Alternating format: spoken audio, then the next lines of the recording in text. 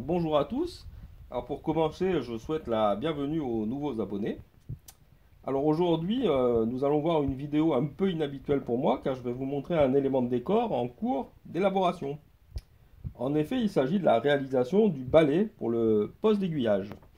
Alors si on revient aux photos qui nous servent d'inspiration pour notre propre poste d'aiguillage, pour l'aménagement intérieur de notre propre d'aiguillage, donc ce sont celles du poste d'aiguillage de Chalon-sur-Saône. Donc là, on peut effectivement remarquer ici, dans le placard, dans le coin, le manche d'un balai.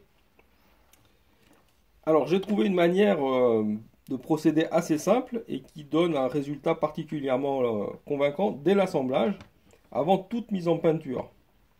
Alors, pour la forme et les dimensions de ce balai, je me suis inspiré d'un set de chez Preiser, qui est le suivant, où on voit les femmes de ménage. Donc il s'agit du kit 10-0-59 de chez Preiser. Voilà, donc ici, nous voyons notre balai que nous allons faire. Donc nous avons ici la longueur du manche et ici la largeur du balai par rapport au personnage. Voilà, donc à partir de ça, voyons voir ce que ça donne. Alors, notre balai, il est ici, voilà. Et puis on va mettre notre personnage à côté. Voilà. Voilà. Alors maintenant, nous allons voir comment on a fait la réalisation de ce balai. Voilà. On va peut-être le voir un peu mieux comme ça. Sur différentes coutures.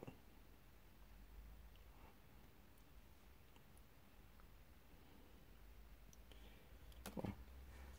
Alors, on commence tout d'abord par le manche du balai. Alors, pour le manche du balai, on va utiliser de la tige de chez Evergreen. Donc, c'est de la 0,64 mm de diamètre.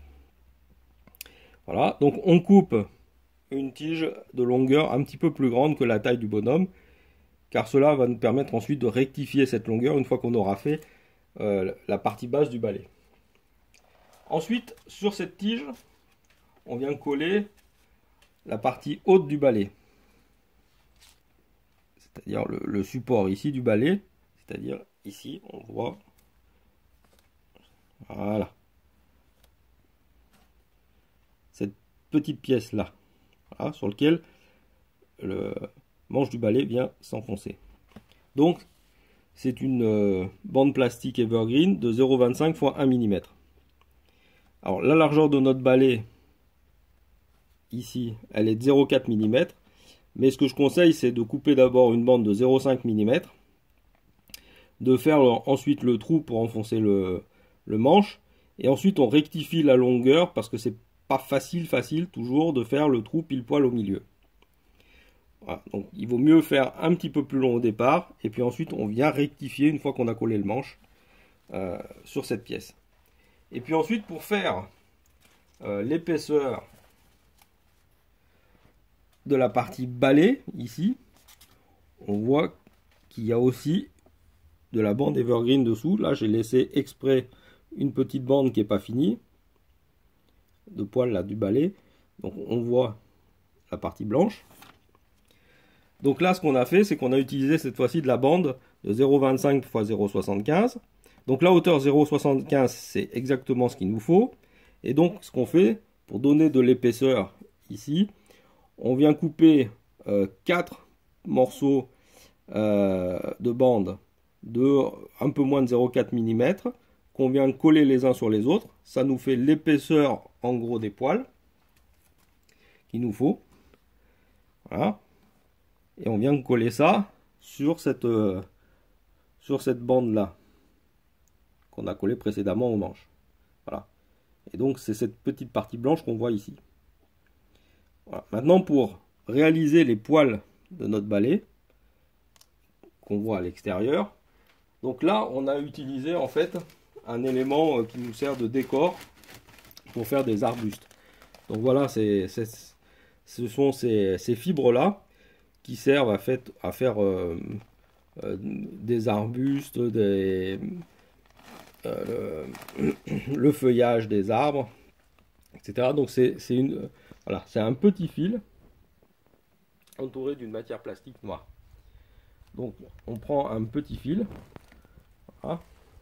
Alors ça c'est quelque chose que j'avais acheté il y a longtemps dans le fameux magasin londonien qui s'appelle 4D Model Shop. On peut trouver encore en ligne. Donc le petit fil qu'on extrait, c'est celui-là. Voilà. Et puis on vient couper. Alors il y en a un, hop, qui est ici. Voilà. Donc j'ai coupé à peu près, voilà, des longueurs de petits fils comme ça. Et ensuite je suis venu coller tous ces petits fils les uns à côté des autres en utilisant cette fois-ci la colle Cléopâtre, ce qui nous laisse pas mal de temps pour faire le collage. Il faut évidemment, pour pouvoir manipuler ces tout petits poils, il est préférable d'avoir, comme ici, une pince, une mini pince, voilà, pour pouvoir les prendre et les mettre. Et puis comme ça, on fait tout le tour. Hop, on fait tout le tour. D'abord, on vient couper à une longueur qui est légèrement plus grande que la pièce plastique qu'on avait mise dessous. Et puis ensuite, pour finir, je viens compléter le dessous ici en recoupant ces petits bouts là de façon beaucoup plus fine. On voit comme ici, comme une pièce ici. Voilà. Et donc voilà, et ça nous donne pratiquement déjà un balai tout fait. Il n'y a pas grand chose à faire pour la peinture. La partie des poils, on va surtout faire juste un lavis, ça sera suffisant. Et là pour l'instant j'ai fait juste une première couche de peinture avec cette fois-ci le bout de base de Woodland Sailing. Mais c'est juste la première couche d'après. Et puis là on va faire une peinture légèrement plus sophistiquée. Mais voilà, mais pour les poils ils sont déjà quasiment finis. On n'a plus qu'un petit lavis à faire sur ces poils pour que ce soit entièrement finalisé. Et puis ensuite, avant de faire cette peinture, on recoupe le manche du balai à la hauteur qu'il faut, c'est-à-dire en gros ça arrive au niveau de l'épaule de notre bonhomme. Donc voilà. Et donc ce balai, on le reverra une fois fini dans notre poste d'aiguillage pour l'aménagement intérieur qui a bien avancé, mais on verra cet aménagement intérieur dans une future vidéo. Voilà, et j'espère que ça va vous inspirer, et puis je vous dis à bientôt.